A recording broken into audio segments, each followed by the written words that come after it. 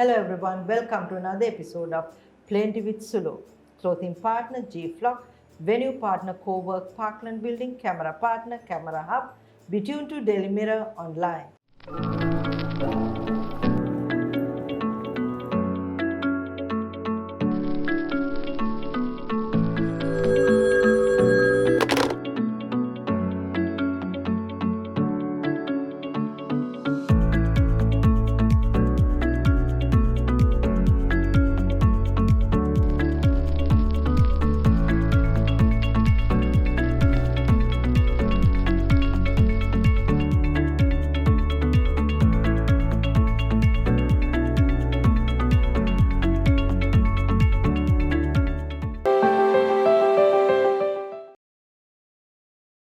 Hello everyone.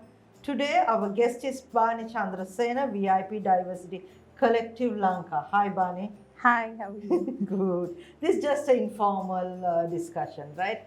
Bani, before we start about talking workplace or anything, what's your profession? What's your background? So I started in human resources. No, I've been in human resources for about 20 years now, but realistically, I actually started in banking. Okay. But in banking also, what I ended up having to do was very much start a new department. So I had to do the recruitment, training, all of that. So they kind of saw strengths there, and that's kind of how I was offered an HR job.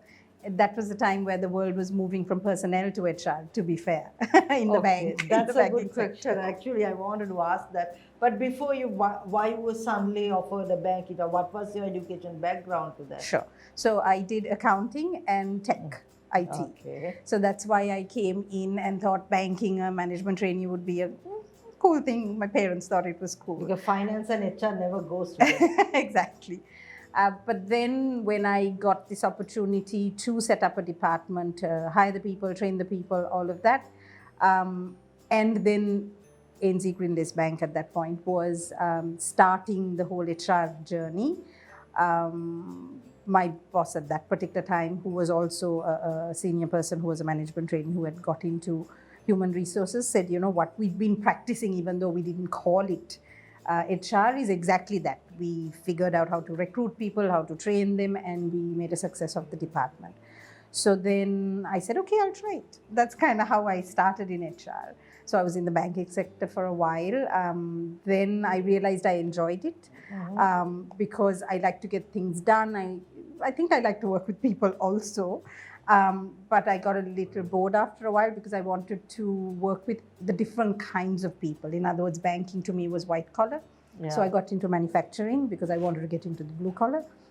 So I was in manufacturing, then apparel, and then I got an opportunity to go into consulting, so the knowledge worker industry. So I thought, okay, that's the next piece.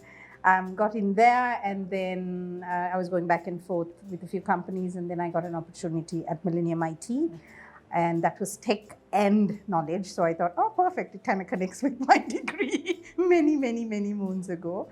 And that's how I ended up in human resources. Okay. So you said personal management was shifting time to HR management.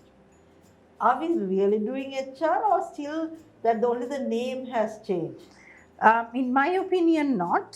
There could be some companies who are still doing personnel. So personnel is basically tracking your employees. That's all it is. So human resources is taking that employee and making them a human capital asset, developing them, giving them self-confidence, making them stronger in their decision-making, pushing them into leadership. In other words, making them more productive and getting more efficiency into a company. I'm going to say all the companies I've been in, it's been human resources.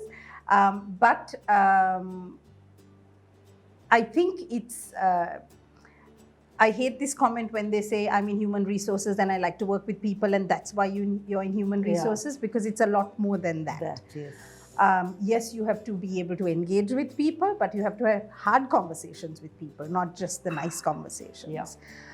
So I'm seeing more and more HR professionals in Sri Lanka right now. But to answer your question, there are some companies that still need a lot of work.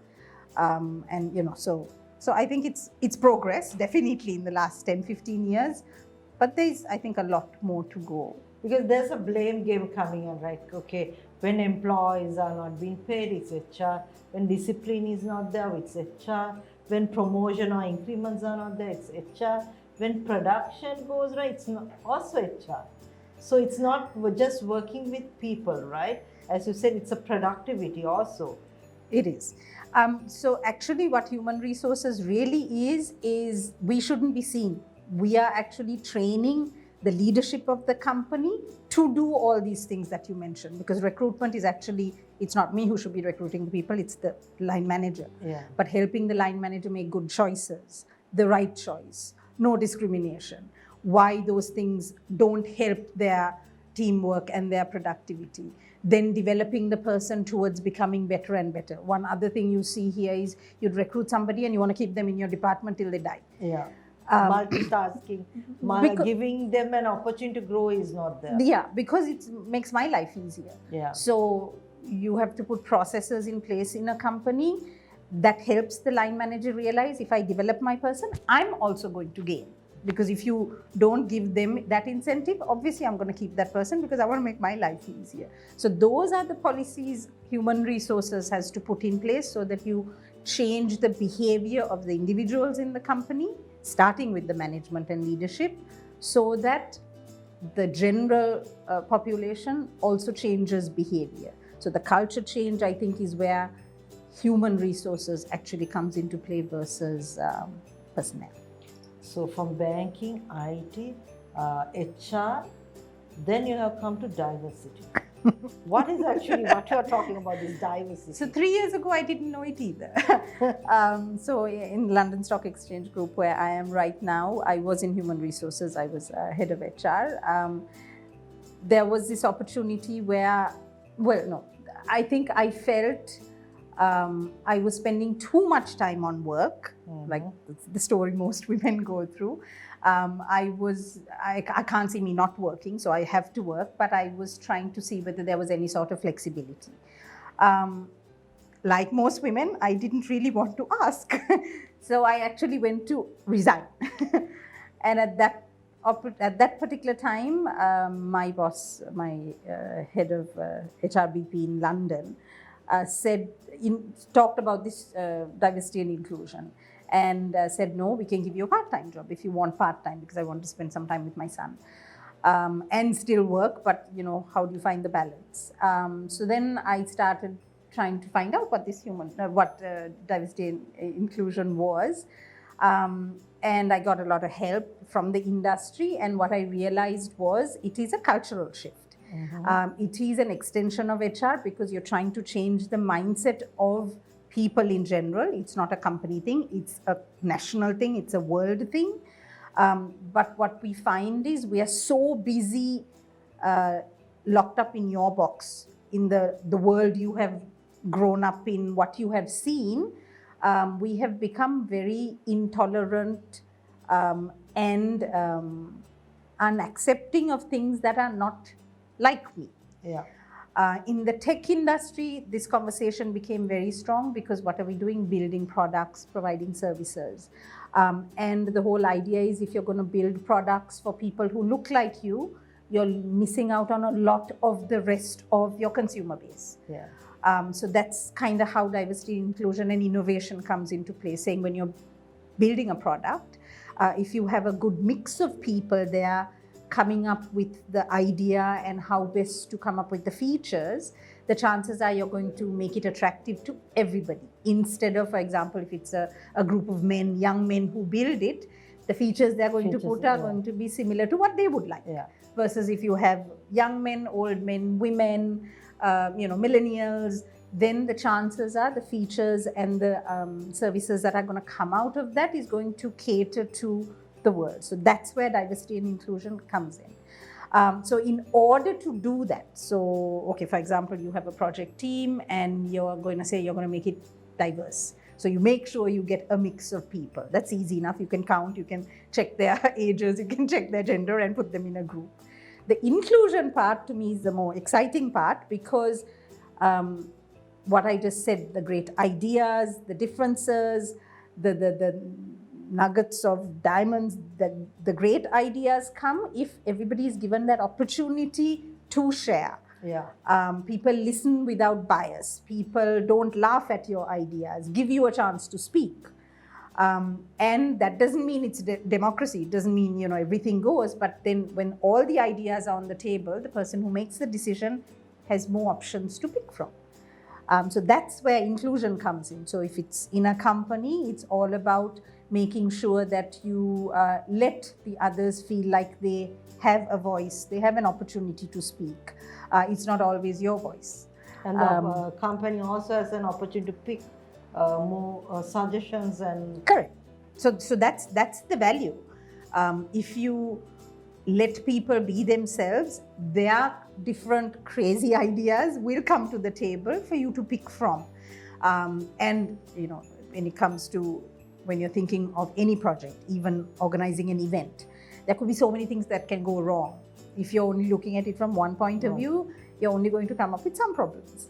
Versus when you have 3-4 different people who are thinking differently, the things that can go wrong, thinking ahead becomes a lot stronger. So the planning becomes much better. So that's actually the concept. So inclusive, being inclusive in a company, in a community is really tough because we are all biased. Yeah. We're normal. It's normal. We have our own goals, own agendas, own bias, own attitudes. And to be fair, it's because, now if I've grown up in a very strong female community, I don't know men. So that means I'm going to be a little suspicious of men because I don't know them. So that's normal. Having biases, as the theory says, if you have a brain and you've lived, you are biased. Yes. But the trick is to make ourselves a little bit more aware that we are biased. Don't jump into a decision based on the bias. So how to get your assumption valued, how to get it. Don't assume. Exactly. Don't assume. Ask those additional questions before you confirm your assumption or your bias. Sometimes it's correct, but don't assume by what you look like. Right. Now, the diversity, now all these words has come to Sri Lanka.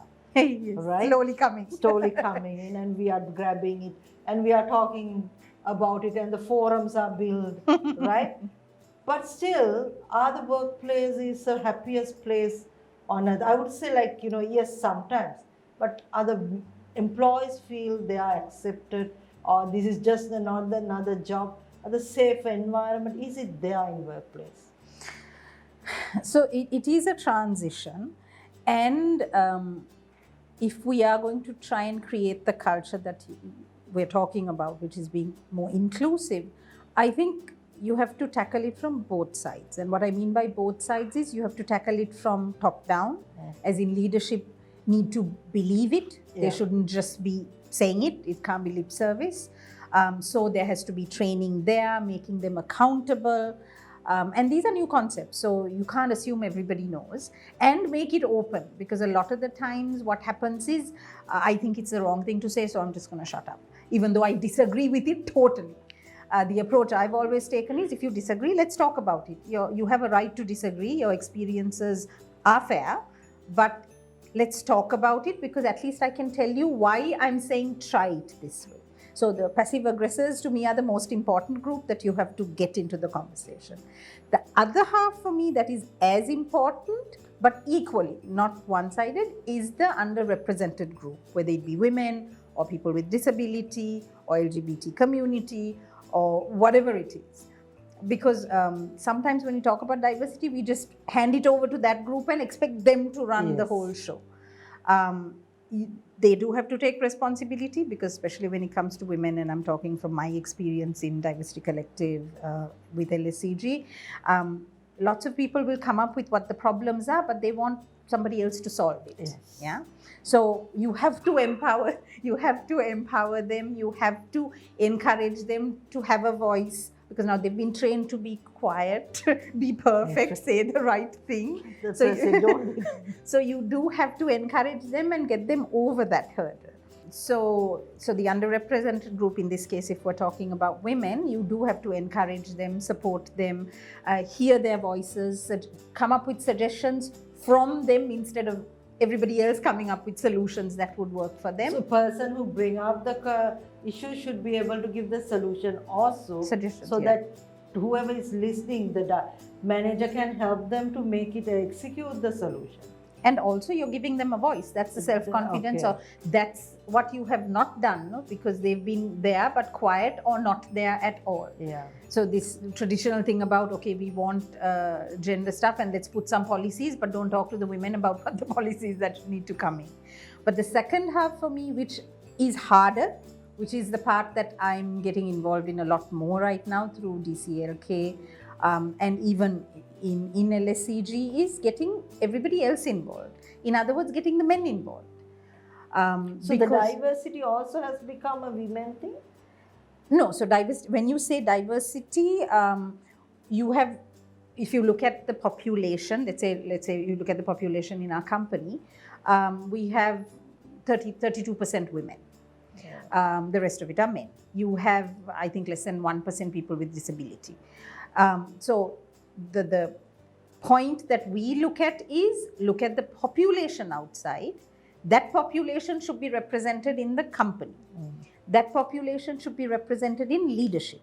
That is true inclusive behavior. That's true inclusivity in a company.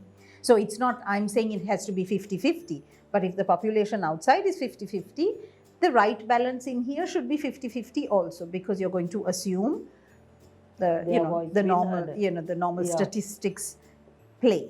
So why I say you have to get the men involved is, now if let's say women numbers need to go up, we want 30 to go up to 40 for example, you give women the voice, you give them special training, you encourage them to step out of their comfort zone, all of that.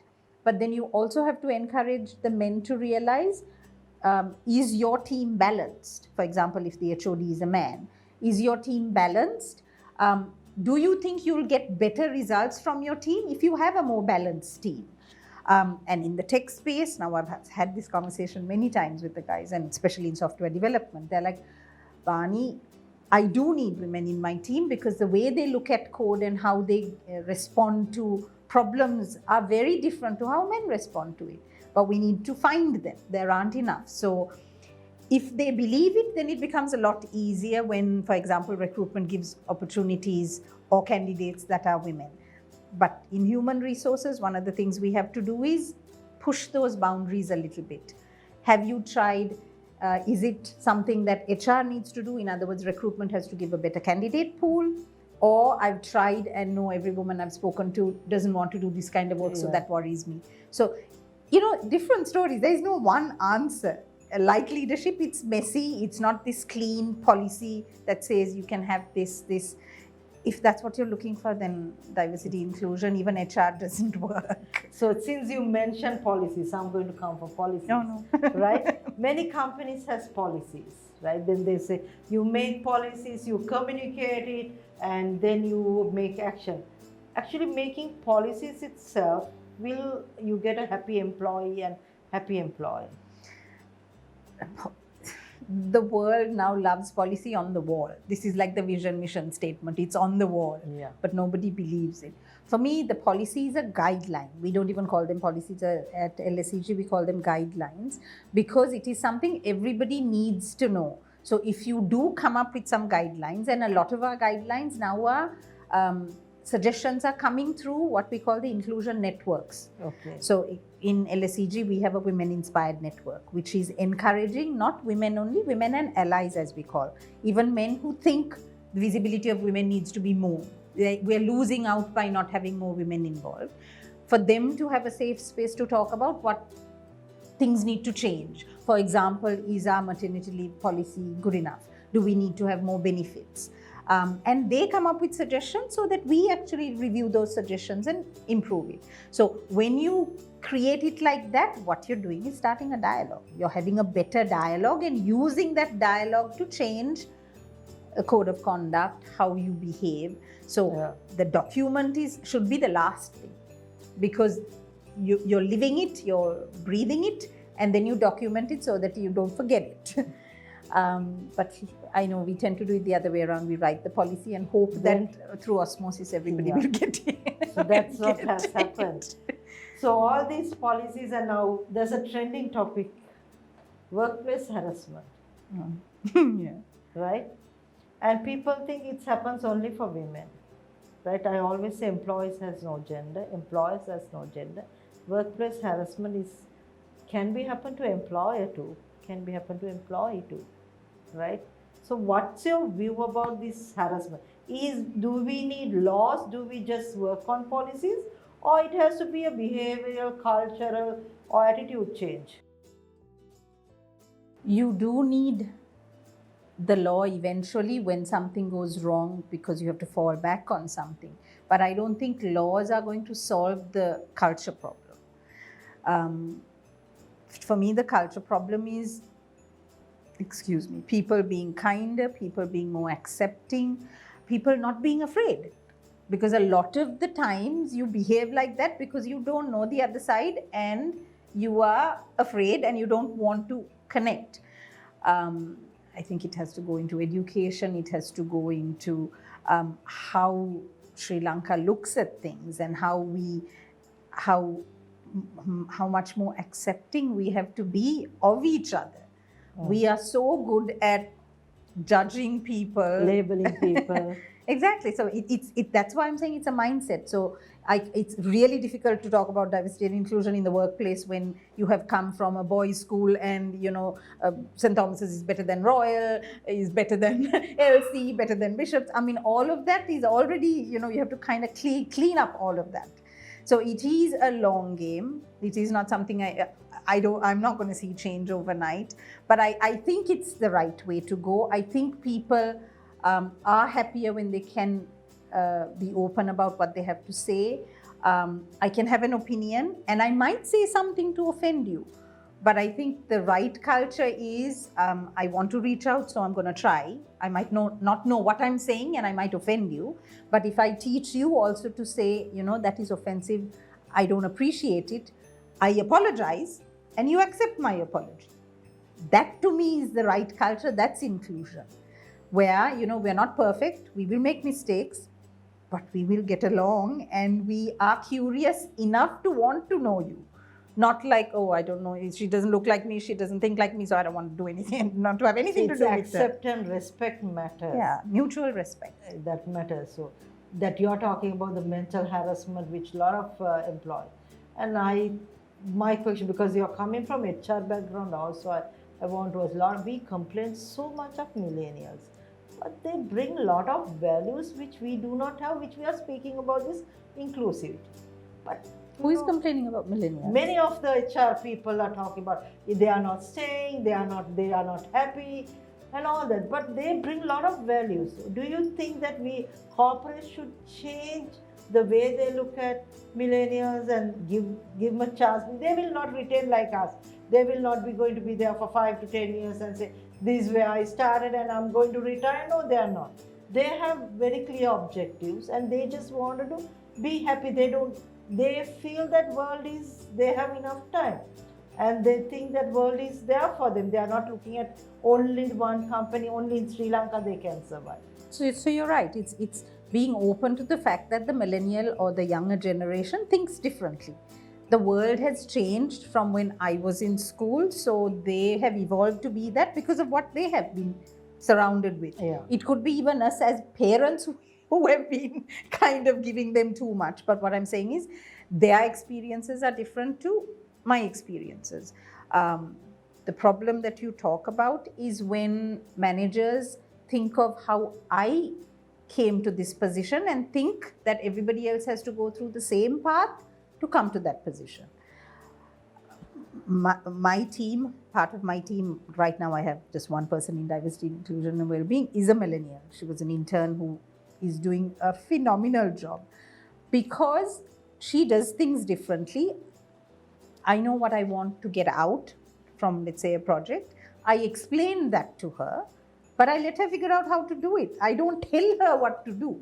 Most often, I think what happens with our managers is we are not interested in just the outcome. I want it done like this. You do it my way. Correct. And most millennials, most other people also think differently, just that we are quieter. We won't. We don't express, we won't demand. And we won't. So for back. example, if my manager says, no, do it this way, we were not taught, or we would be a little bit more respectful and work our way more patiently through the process. Millennials are not taught that necessarily. And the downside you mentioned, that they might not stick around for that long, they're a little bit more opinionated, might be seen as a downside. But for me, the upside is they will get to productivity a hell of a lot faster. Yeah. Because they're not waiting to be told how to do things. They will figure it out. They will ask 100 questions. I mean, that's why I like millennials, because I need people to engage. I like conversation. I can't work by myself. But I think you're right in saying it's related to diversity and inclusion, because if you're accepting that people are different and you start from there, what makes them tick? Let me figure out how I get the best out of them by engaging with them that way. You're going to get a hell of a lot more done. You correctly said. My last question. Now you're back into IT also. You speak about skill, you speak about IT knowledge, you wanted more women to be in IT. All this banking, HR, PR, all gone. Now, what is the ultimate? There's a lot of new job roles, designations has come. But if we really look at it, are we doing the same jobs? Or are we actually changing the role? Or actually is it productive? You can explain that? Okay, so I think well-being, so that's another part of my job, also comes into this whole scenario, especially when you talked about harassment. And what I mean by well-being, I think COVID taught us that.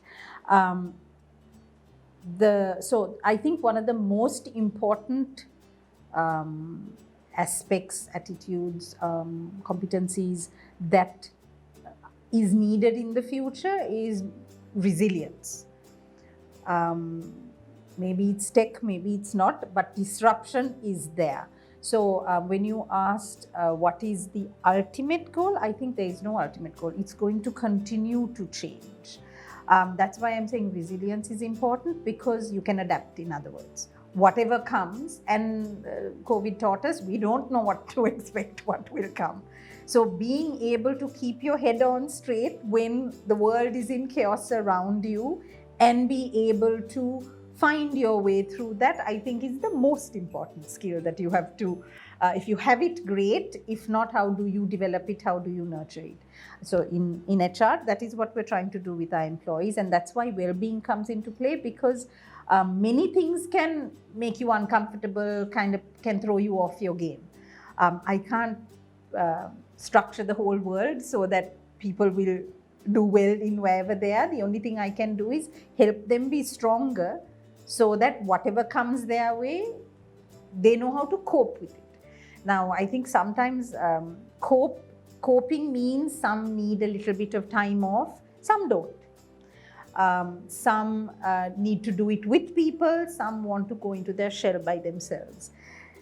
Giving them the space and helping an employee understand what that difference is, and being able to confidently ask for help, I think is important.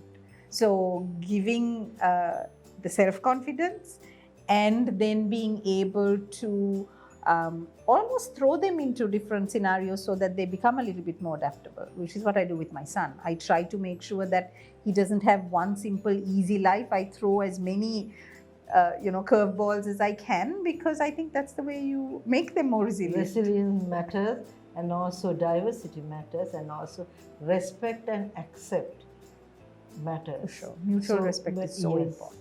So, as you said, workplace, wherever you work, if you know how to accept and also think differently, that person is not same as, and give them a chance. And you said before you come to conclusion, think, check, then ask the question. Ask the right questions. Make it not closed questions, just open questions. We tend to make a lot of closed questions. Yeah, because you've already made the assumption. And you want the... So open question matters. And that's what the corporates need to be done, so that people feel they also part of the, the goal of the corporate group. Because a lot of employees come there, their personal goals, then get connected to the corporate goals. Correct. Right? So that's how the employee. And I think corporates have to realize that you're not hiring when you recruit somebody and pay a salary, you're not hiring them for their hands and their legs, you're hiring them for their brain. Yes. So how do you create that environment that their brain is engaging the best way? Yes. And the best way is when they are aspiring for their own personal gain, like you said, which then the company connects. gets benefit. Thank you so much, Bani. I think you really gave us from the personal management to HR management to now the diversity, and then you said, it's more about the culture, being well-being and all that. So I think that's what Sri Lanka needs. The private sector has made a lot of changes in Sri Lanka, and private sector change has made a lot of change to the whole society, and it's our responsibility to, I think, towards Sri Lanka. And thank you so much for your time. Thank you so much. Thank you.